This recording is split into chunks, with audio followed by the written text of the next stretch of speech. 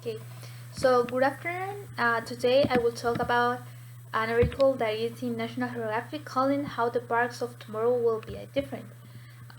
Here talk about how the climate change affect the past, how it affect the present, and how it will affect in the future of all the parks in the United States or in the world, right?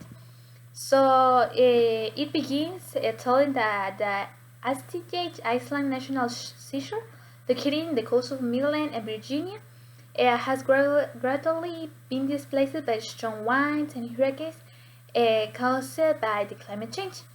Some scientists like Ismail Ennis consider it like evolution.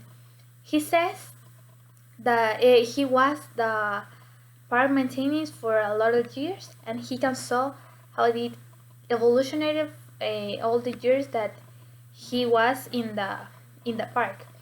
Uh, he before said that it was a beautiful place, that he lived a lot of experiences there, but the strong winds have already destroyed parts of the island, and it is too expensive the reparations for it.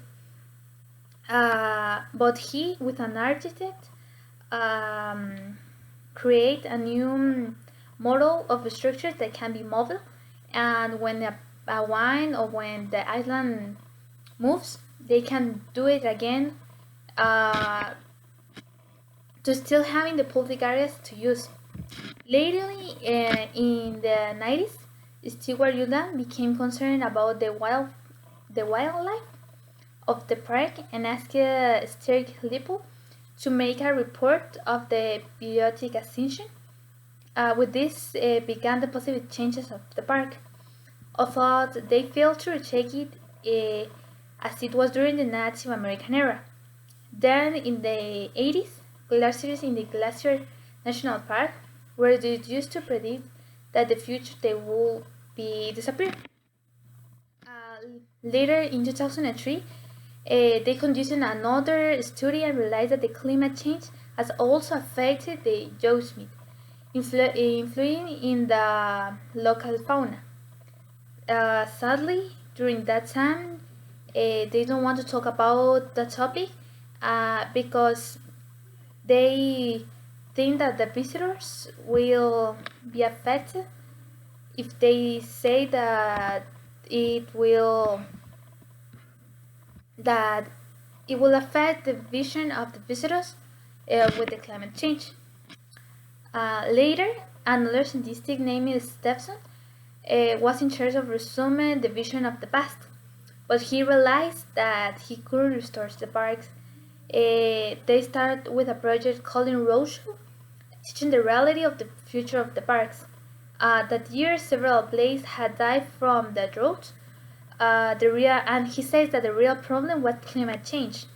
Then, in 2009, instead of seeing ecological, it seems focuses on overall integrity of parks and islands.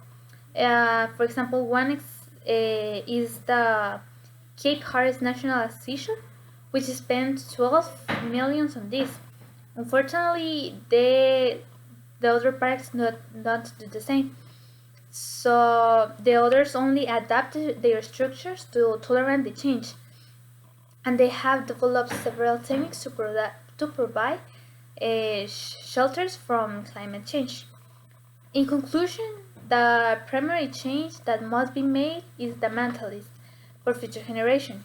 Young people should be taught to reality of climate change and inspire them to develop possible solutions to it. Uh, to keep the parks, to enjoy them, not in the same way, but they will still be parks in the world. So that is the resume of the article, and I hope you enjoyed it.